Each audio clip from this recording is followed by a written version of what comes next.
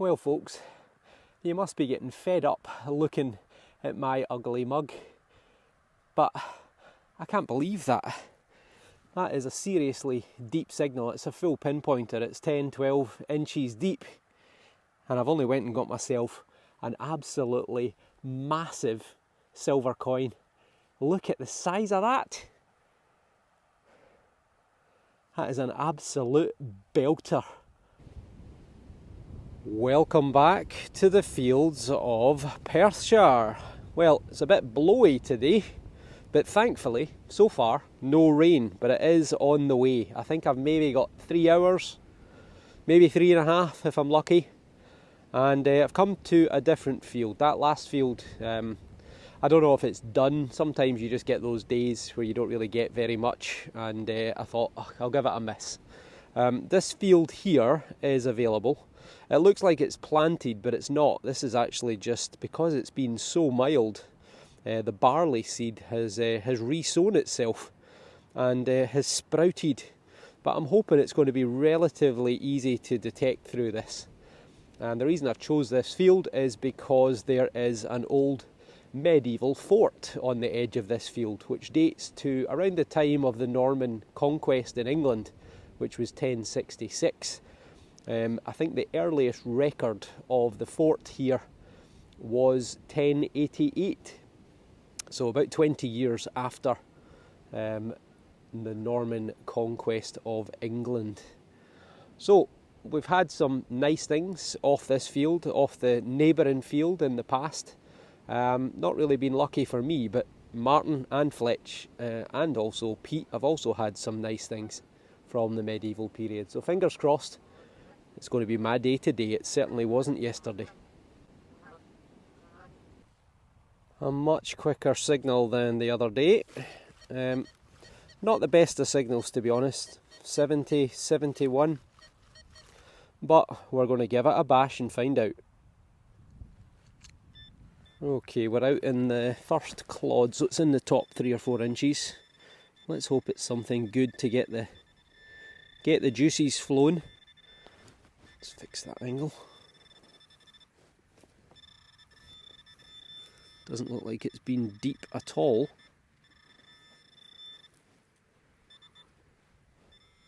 Just fell out there. Oh, we've got something. We've got something and it's green. And it could be a turner. It could be a bobby. Sorry, not a bobby, a turner. I think it is.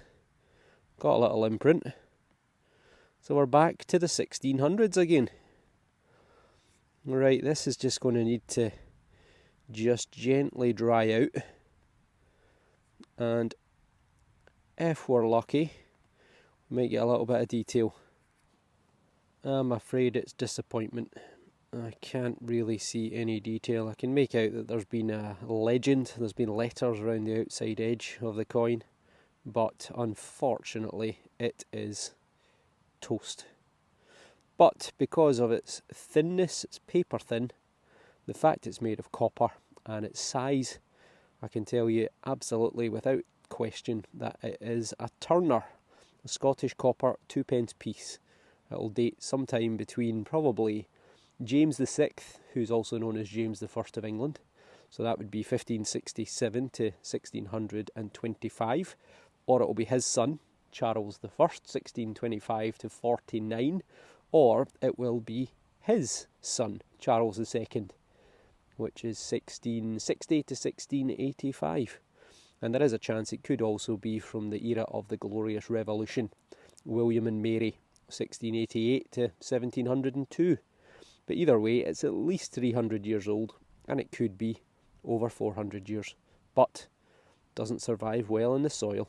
Still, it's a good sign. We've got a bit of a ropey signal here. It's 80, 81 knots. Well, could be a bit of tin foil. Could be a, aluminium can. Aluminium, but not had any signals for 15 minutes. I think it's well worth a go. And I think we've got coin number 2 on the second hole. I think the reason it was a bit of a ropey signal is because it was on its edge. As the clod broke apart, it's actually got a hole in it. So it's not a coin, or if it is a coin, it's a hold coin. But if it had been flat, listen to the noise difference there. So it was on its edge. We'll check that hole again in a wee second. I'll just fill it in just now so I don't fall in it. And is it a pendant? Is it a coin? Could actually be a Roman coin. Could be a Roman coin. It's a bit uneven, isn't it, in size? Right, give it a wee rub-a-dub-dub-dub. It's looking pretty toasty again. Maybe using a lot of fertilisers on this field. Right, I'm going to leave this to dry out for a couple of minutes, and then I'll give it a rub-a-dub and get the old bendy thumb on it, and I'll be right back to you. But that looks like it's got a fair bit of age to it, whatever it is. Well folks, I'm going to have to rely on your input as to how old you think this might be. It is hold, as you can see, and I can't see any significant detail on it. It's a bit of a misshapen coin, which would make me think it's going to be at least, I think, George the First. At least George the First. But to be honest with you, I think that could be a Roman coin. It's got the right sort of unusual shape. It looks like it's made of bronze. It's very, very chunky.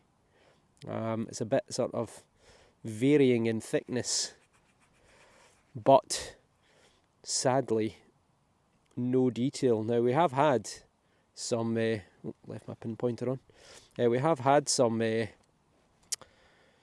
Roman coins that have been hold to be worn as jewellery, but generally they're very small. They're not this big.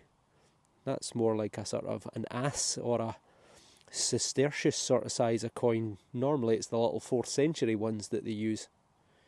But over to you all. What do you think of that? Could that be a couple of 1,000 years old? Let me know in the comments below. Well done, XP Deus 2. The XP Deus has done it again, or XP Deus 2 to give it its official name. I got a 55-56, pretty weak signal, and I just literally 10 feet away, I just got a little piece of tin foil. It was actually on the surface. I thought it was going to be the same again. I just flicked a little bit out just to see if the signal got any better. It was in literally the top 1 or 2 centimetres, and that, folks, looks, it is 100%. That is a cut hammered coin. That is a cut quarter. Now, you don't get many cut quarters in Scotland. You really don't. Right, let me get the toothbrush out on this, because I think this is going to be a short cross. A short cross medieval penny. In fact, I'm going to wet it. It's quite stuck on. I thought it was just going to flake off, but to be honest, there's not really much detail. Oh no, there is actually. There's a bit of detail on that.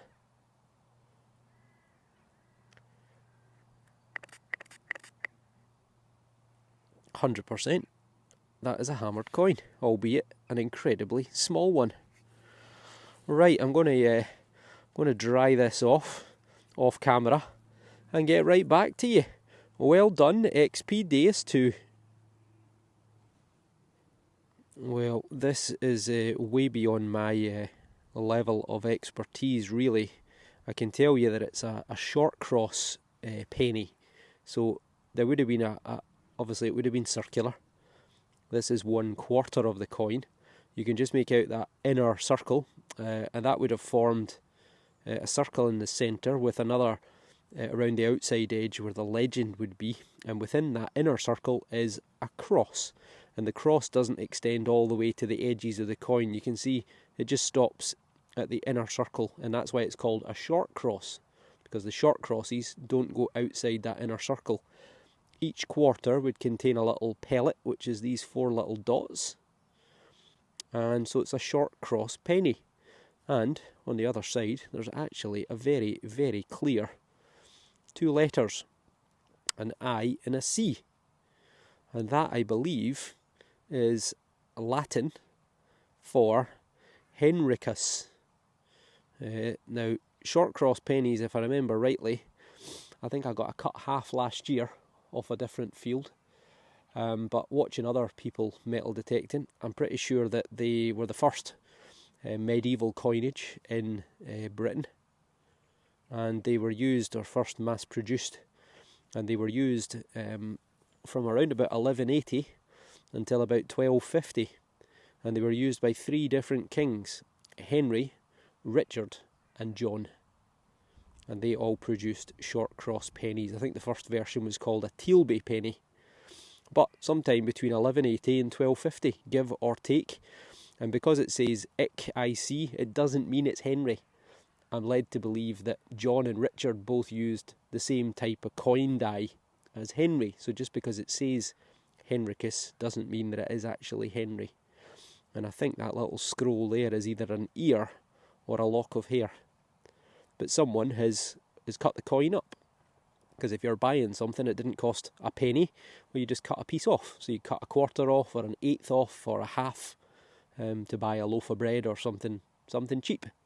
But that is fantastic. So that is well within the realms of the fort that's here, which I mentioned is from around about 1188.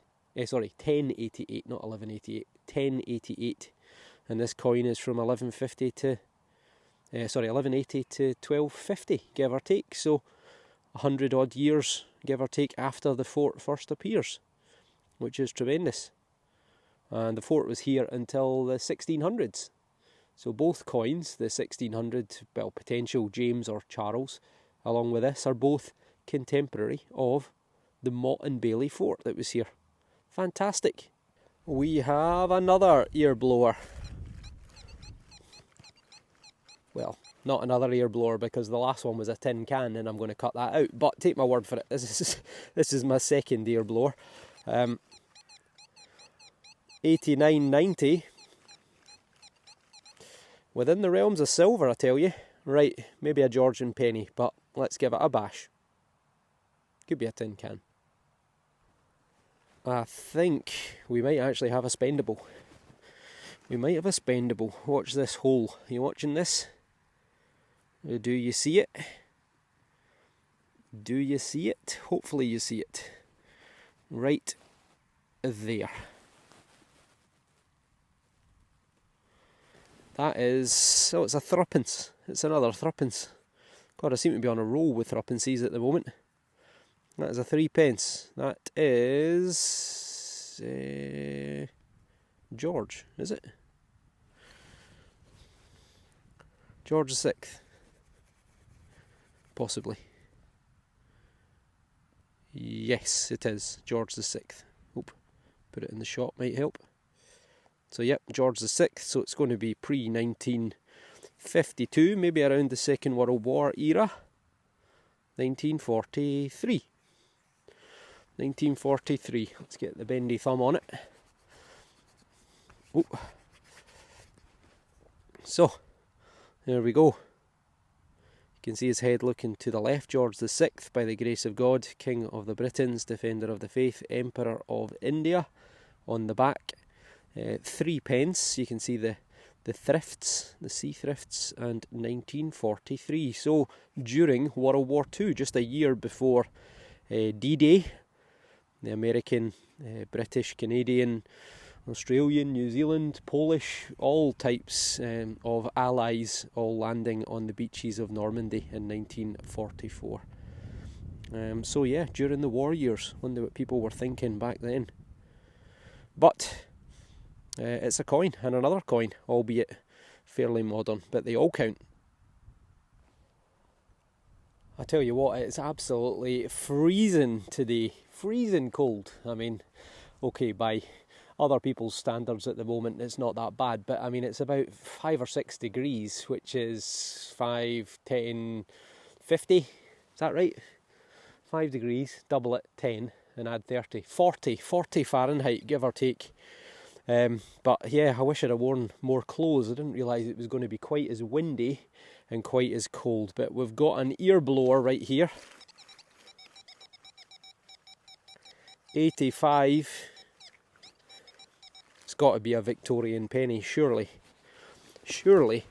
I'm going to do a wee live dig. I've still not got the tripod sorted out, as you can see. I need something to carry my spade. If I'm going to use a tripod to free up my hand, I've made a mess of that. But we're out. So much for a nice tidy clod. I don't think the farmer will mind. Right, we're out. Come on, be a coin, be another coin.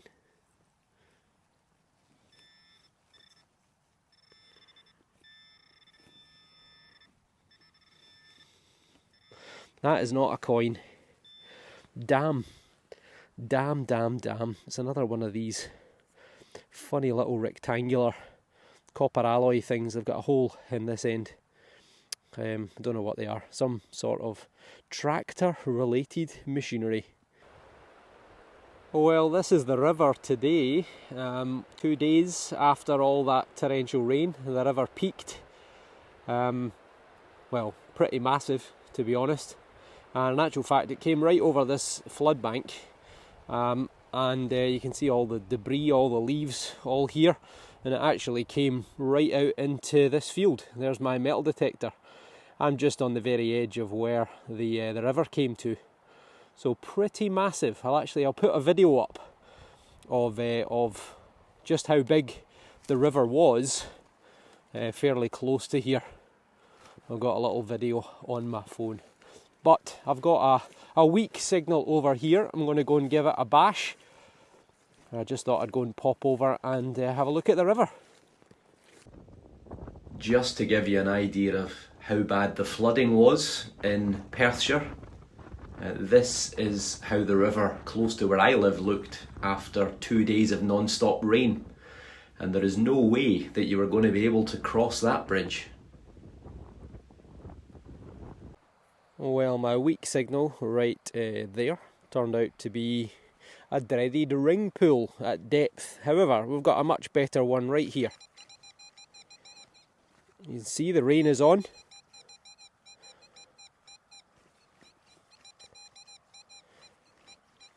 Good one way, but not the other, but it does sound a bit coin-like, so we'll give it a go.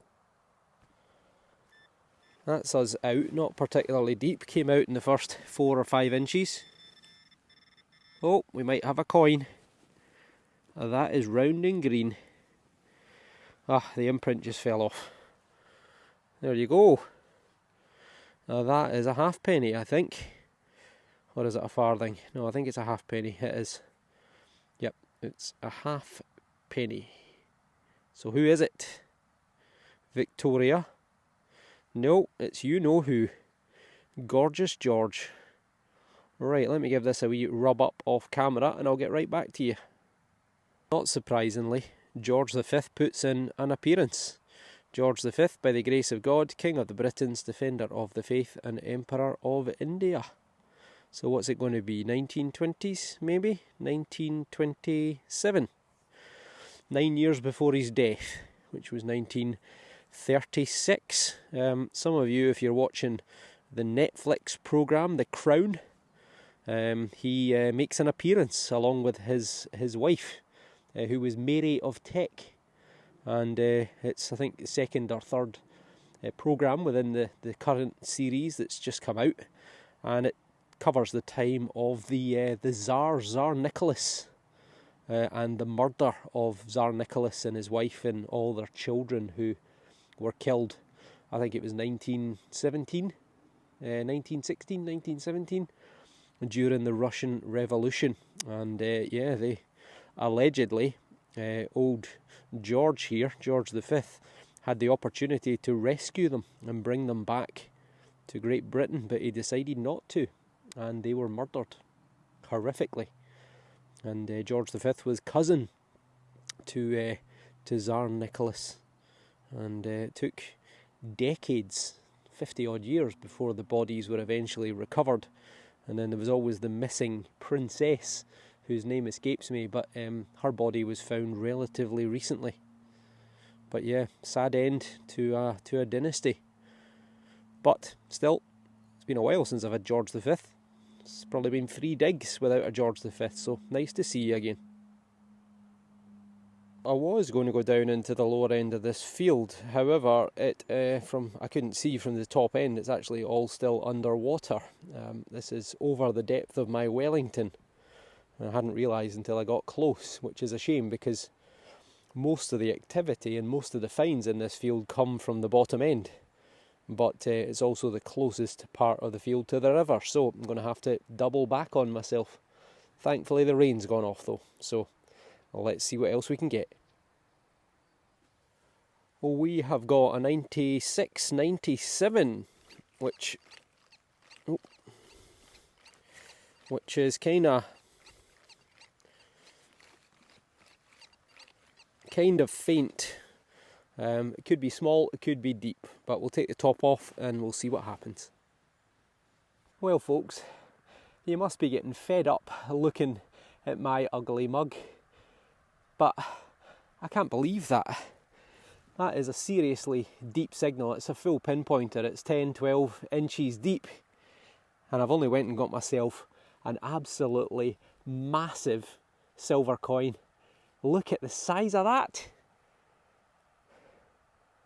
That is an absolute belter. Right.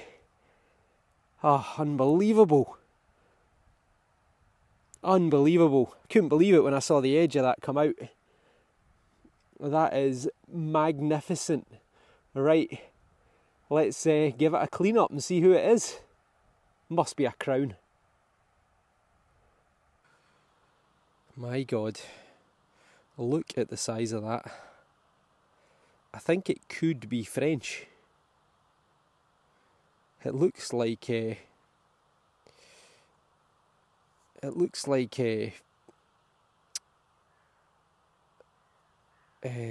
Statue of Liberty. Looks like Liberty. Here we are. We've got a date. 1878. I think it is. I think it's a French coin. E pluri.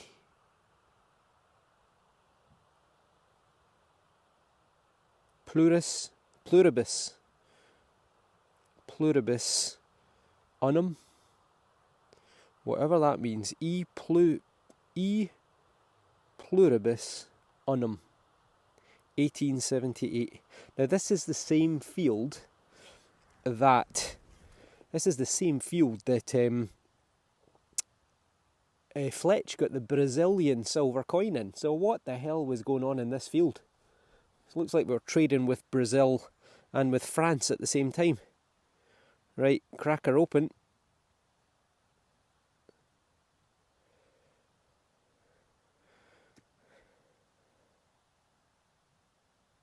It's American.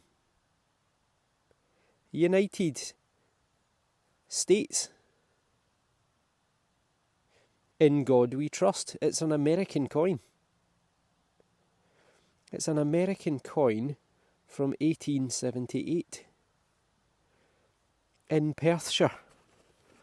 Right, let's get the water bottle out. I wonder what date Fletch's was. I wonder if it was around about that sort of period as well.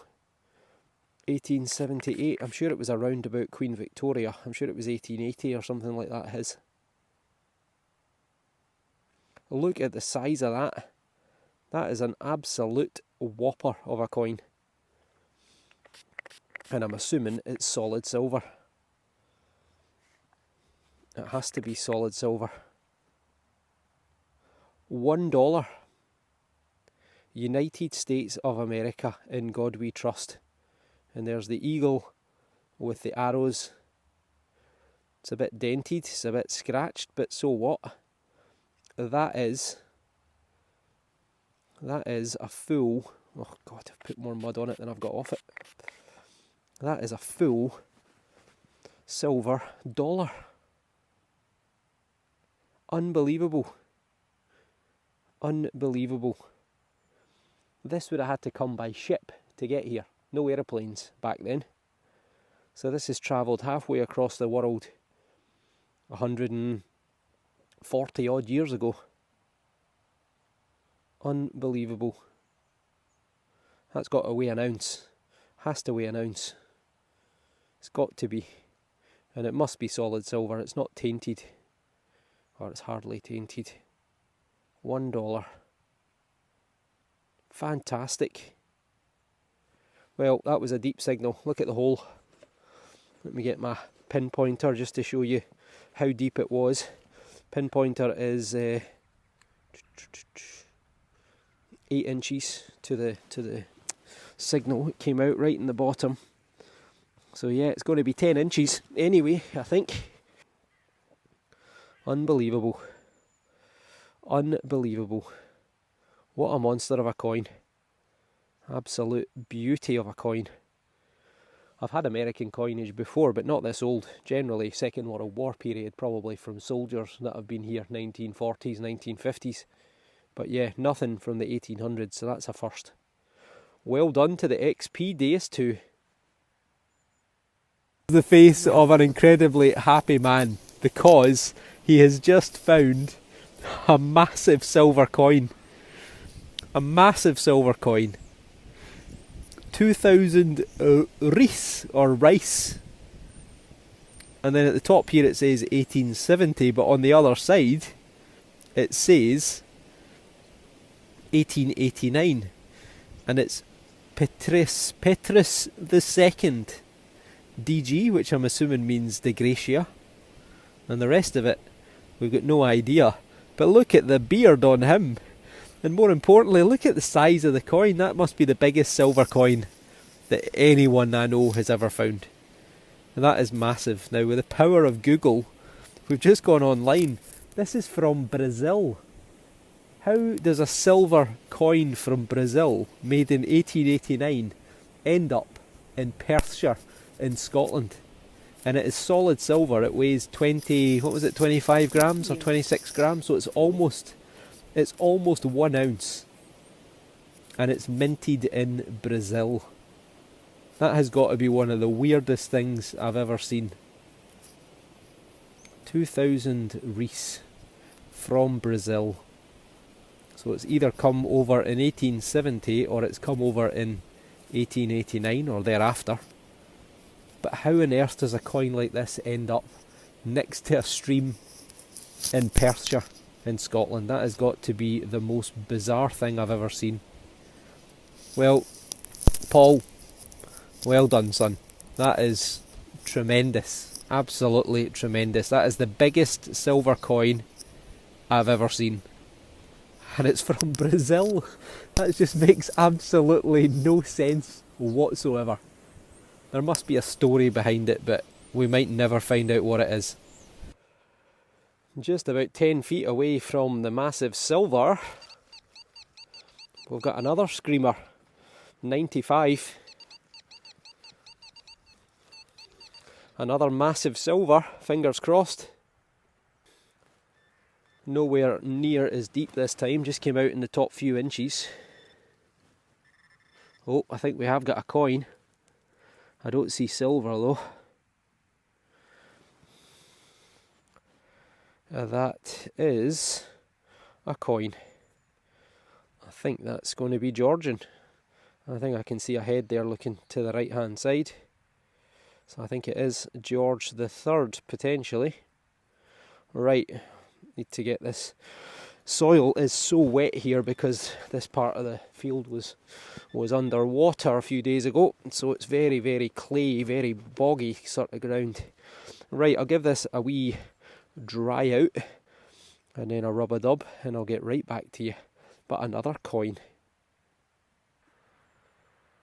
Well, I'm glad I've had to dig a couple of holes because that's warmed me up no end. I was starting to get pretty cold there, but the sun's come out as well and that's raising the temperature by a couple of degrees. The bendy thumb you can see bringing Britannia to life there. You can see her seated with the trident, and the other side isn't too bad. There's a bit of detail there, and it is, as suspected, is George the Third.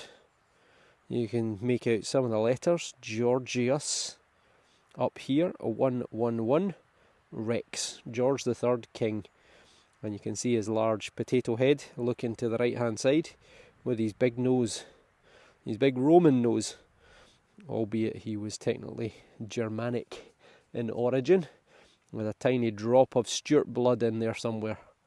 So, in fact, I think there'll be a date there, 18 something maybe, 1802, 1818, something like that. I think it's a halfpenny, or would the date be there? No, maybe it would be there. Either way, I can't see it. But still, George III, so 1760 to 1820, the madness of King George, the Boston Tea Party. He lost the Americas, he lost his mind, suffered from a disease, probably pyphoria. Some people think that he had sort of a mental health issue like bipolar. We'll never know, is the honest answer, but he had a pretty awful life towards the final 10 or 15 years of his life. His son, 1810, became regent, basically was sort of head of the monarchy, because George was blind, he had dementia, and he suffered terribly at the hands of his doctors, people who were allegedly trying to cure him. But still, it's a nice coin, and it's over 200 years old, so I'm happy with that. I think it's got to be another coin. 86, 87.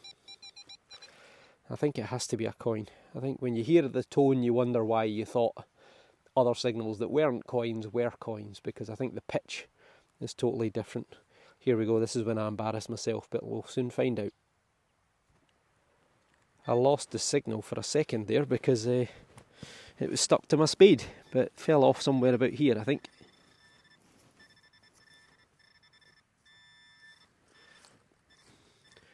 Ah, there it is. I think we have got a coin.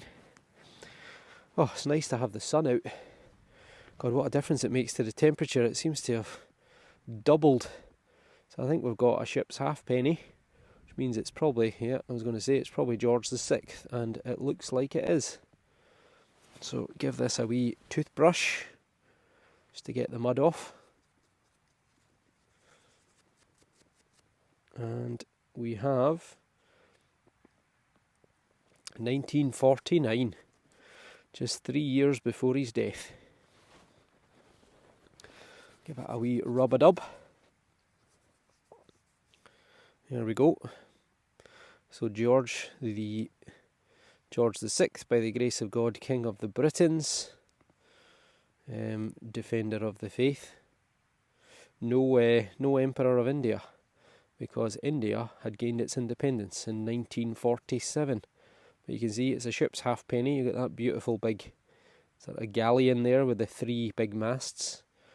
In 1949. So yeah, George VI, he married someone of Scottish ancestry, Elizabeth Bowes-Lyon, whose family hail from Glamis, which is about 10 or 15 miles away from where I am, on the eastern side of what's not actually Perthshire. It's technically in an area called Angus.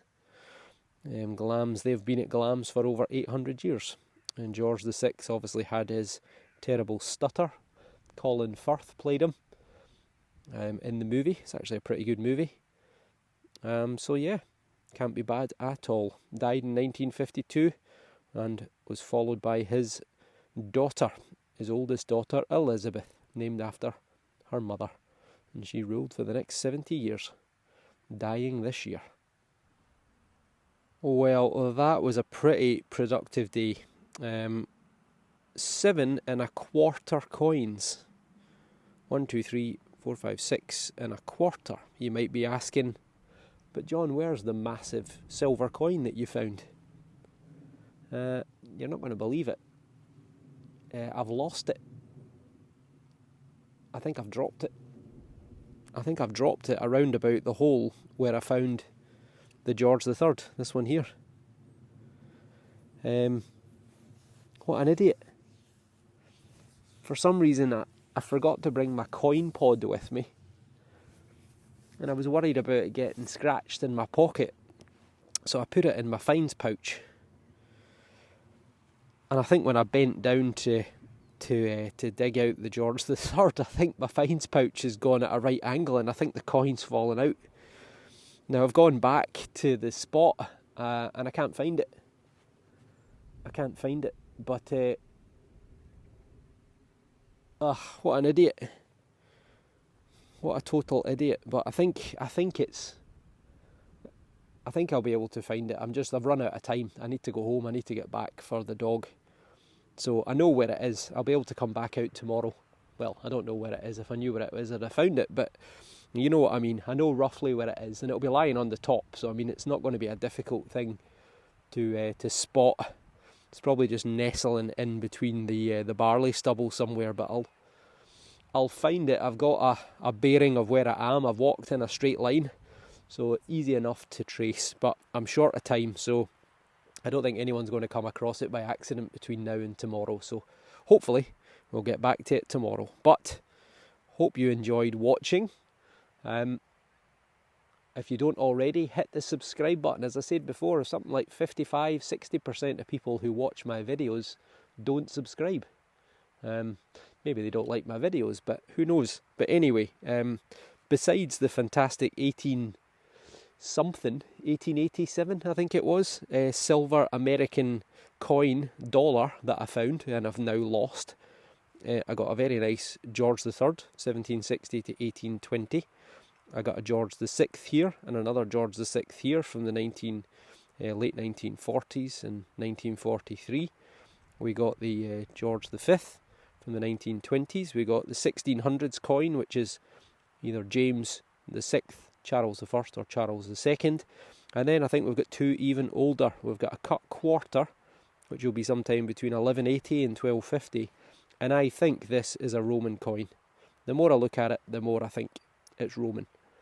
It's Roman and it's been pierced.